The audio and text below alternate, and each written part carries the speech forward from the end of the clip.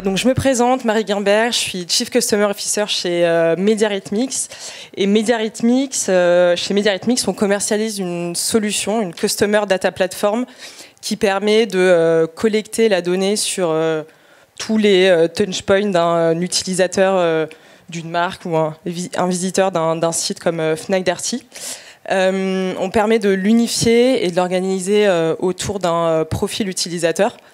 Et l'objectif, c'est derrière de pouvoir déployer des cas d'usage marketing real-time ou de monétiser des audiences ou encore de favoriser la collaboration entre des marques et des retailers notamment. Donc on travaille avec Fnac Darty depuis 2019 quand la régie a été créée. Et on est au centre du dispositif data de la régie. On permet du coup, en tant que CDP, de collecter de la data dans un écosystème omnicanal. On permet également à Fnac Darty de cibler des audiences spécifiques qui sont demandées par les annonceurs lors de leur dispositif d'activation programmatique notamment. Et on permet aussi de faire de la mesure de performance de campagne en on-site et en off-site. On travaille aussi étroitement avec Converteo, qui a une connaissance très aboutie de l'écosystème data de Fnac Darty et qui a permis, il y a 2 ans, de déployer une plateforme self-service qui s'appuie sur la CDP MediaRhythmix et qui permet aux marques qui collaborent avec Fnac Darty d'aller collecter, d'obtenir des insights sur leurs clients, des insights business aussi sur leur part de marché et leur vente au sein de l'écosystème Fnac Darty, et également d'obtenir des informations sur leur performance de mesure de campagne. Et donc l'objectif, comme vous le voyez aujourd'hui, c'est de comprendre quel est l'impact de la data et comment la data révolutionne le retail média. Donc je suis accompagnée aujourd'hui d'Alexandra et Guilhem, qui sont 2 experts du sujet et qui vont répondre à mes questions. Et en attendant, je pense qu'on a une vidéo qui doit être lancée et qui va permettre d'expliquer la proposition de valeur de la régie retailing.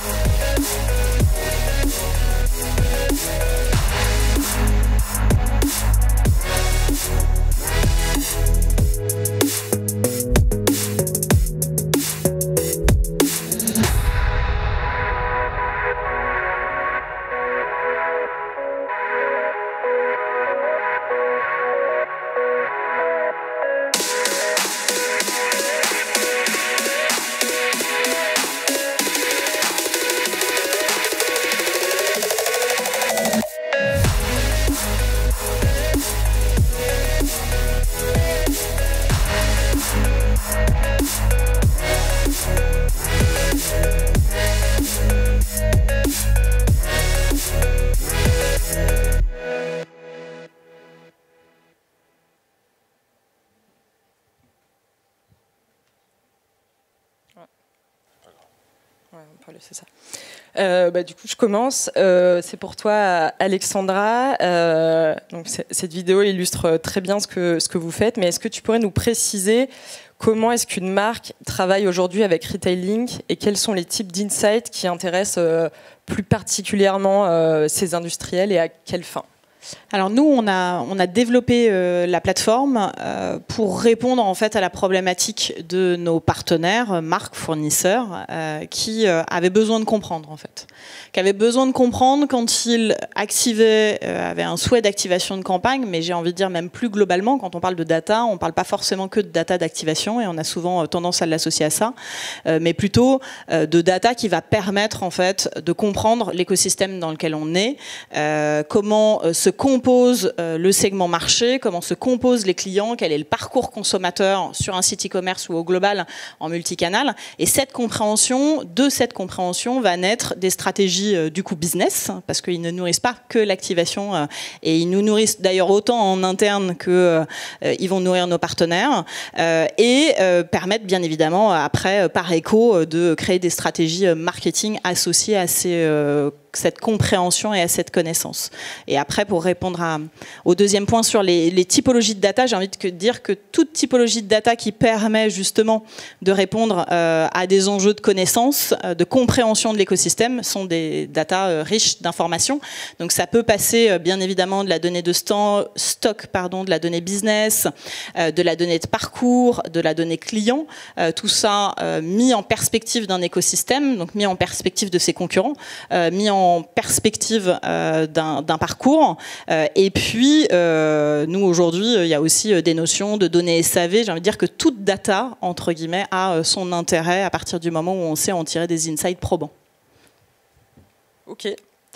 Du coup, on l'a bien compris, toute donnée est intéressante et exploitable. Mais du coup, ça fait beaucoup de données. On voyait en introduction que Fnac Darty a 36 millions d'encartés, qu'on parle d'un data lake qui doit être mis à jour très régulièrement, qu'on vient collecter des données de stock, de SAV, enfin tout ce que t'expliquais jusqu'alors, Alexandra.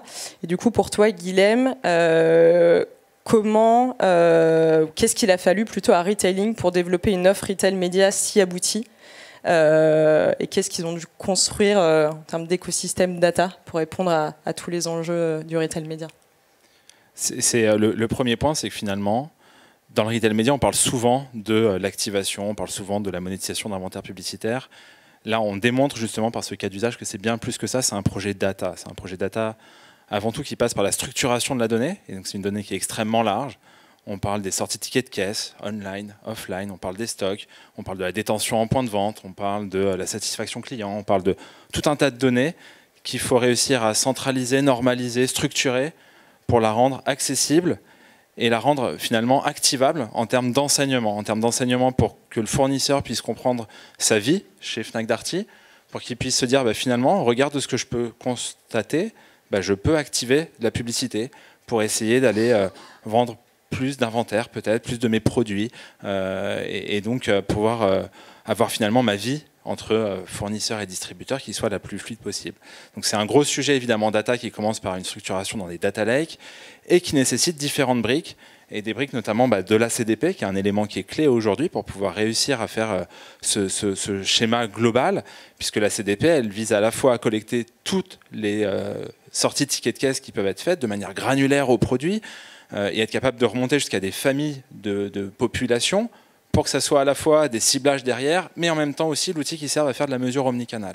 Donc finalement, c'est un ensemble de data qui sont structurés dans différents stacks qui permettent de donner vie à ce dispositif global. Merci.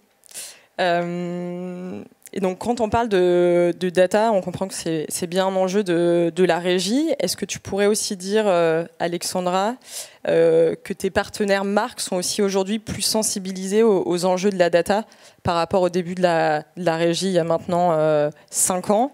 Est-ce que tu observes aussi des évolutions dans leurs attentes?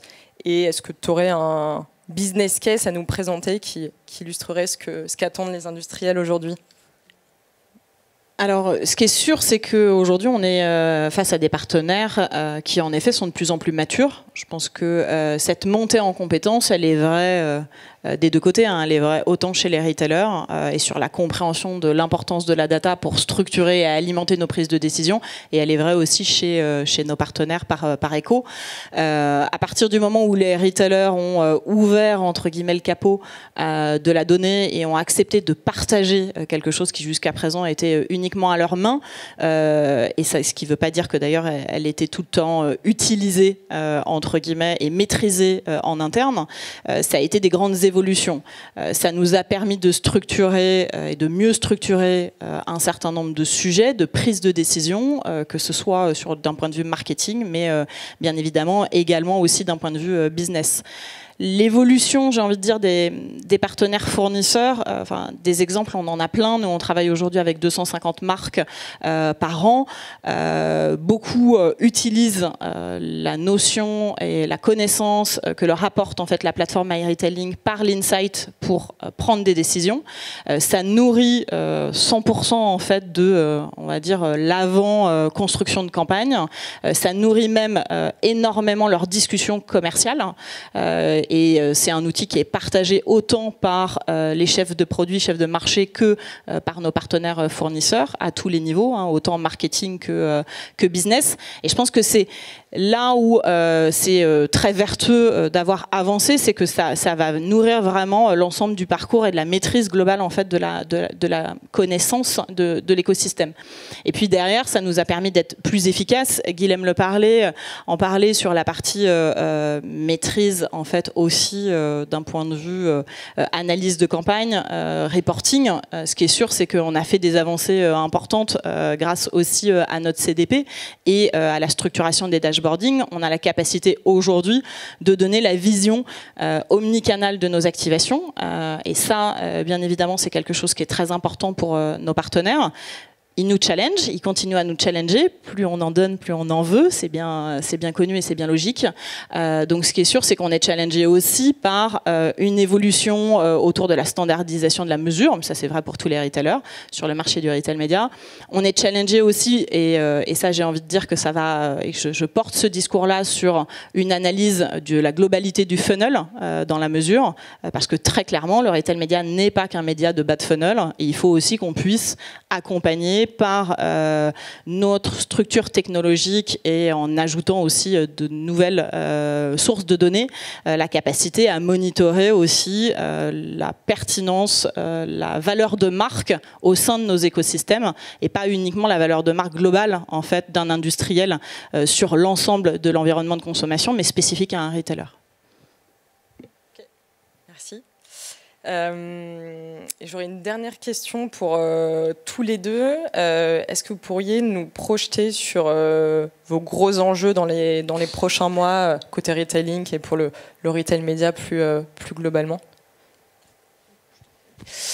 Vaste question. Je dirais, alors bien évidemment, je vais répondre par rapport au sujet du jour. Je pense que l'IA, c'est forcément aussi plus qu'un enjeu, une opportunité. C'est-à-dire qu'il ne faut pas, et j'ai assisté à la conférence tout à l'heure sur la partie IA et qui montrait des use cases notamment qui pouvaient être applicables à la compréhension data dans l'écosystème pour pouvoir interroger par exemple de la data et pour pouvoir lire plus facilement en fait que du dashboard qui sont pré-mâchés de la data. Bien évidemment que ça fait partie des usages qu'on regarde et qu'on étudie avec Converteo. Il y a des choses aussi, beaucoup de choses autour de la partie création publicitaire qui vont être intéressantes pour le marché du retail média. L'enjeu de la création publicitaire et le coût de la création publicitaire pour un industriel est élevé. Donc plus on va accompagner en fait ces démarches-là en offrant des services intégrés dans nos plateformes, plus on sera pertinent. Et puis je citerai un autre challenge, qui est un challenge plus global sur le marché digital avec bien évidemment la fin des cookies tiers. C'est un challenge qu'on a déjà tous pris, même si on a encore des étapes à franchir. Et je pense que c'est un challenge, un enjeu et une opportunité pour le retail média avec sa data first party pour le coup. Peut-être en complément, un autre challenge qui est toujours autour de l'IA, c'est comment est-ce qu'on finalement on emmène les marques à ne pas faire que du bas de funnel, évidemment. Il y a des campagnes de bas de funnel et le retail média, c'est évidemment de ça. Mais comment est-ce qu'on arrive à rassurer par la mesure online, par la mesure omnicanal, que peut-être tout un dispositif peut apporter de la performance? Comment est-ce qu'on arrive à le faire tourner dans son intégralité, avec une vision unifiée qu'il s'agisse de campagnes qui soient offline via de l'affichage ou qu'il s'agisse de sponsored product plus généralement sur le moteur de recherche d'un site e-commerce. Donc il y a cet enjeu à avoir une forme d'uniformisation à ce niveau-là de l'activation, mais surtout de la mesure aussi pour démontrer que ça apporte de la valeur évidemment d'activer un dispositif dans son ensemble. Très bien, ben, merci. Je pense que c'était très clair. Merci d'avoir éclairé le public sur ces enjeux. Ce que je retiens de notre discussion, bah, c'est qu'on parle effectivement de retail média depuis longtemps et qu'aujourd'hui, la plupart des régimes retail média qu'on connaît sont capables de monétiser un inventaire. Mais pour se démarquer aujourd'hui en tant que régie, ça passe très probablement par l'exploitation de la data. Et c'est ce qui permet aujourd'hui de démarquer retailing par rapport à des compétiteurs. Et on ne se parle pas uniquement de cibler une audience et d'activer de la data pour des campagnes publicitaires, mais on se parle aussi de data et d'offrir aux marques plus d'insights sur leurs clients pour leur permettre de développer leur stratégie de marque et derrière leur plan média. Et ce qu'on comprend également, c'est qu'en structurant leurs données, c'est comme ça que Fnac Darty sera aussi en mesure de répondre aux enjeux, notamment de l'IA. Merci beaucoup à tous, et puis bonne fin de journée. Merci beaucoup. Merci beaucoup.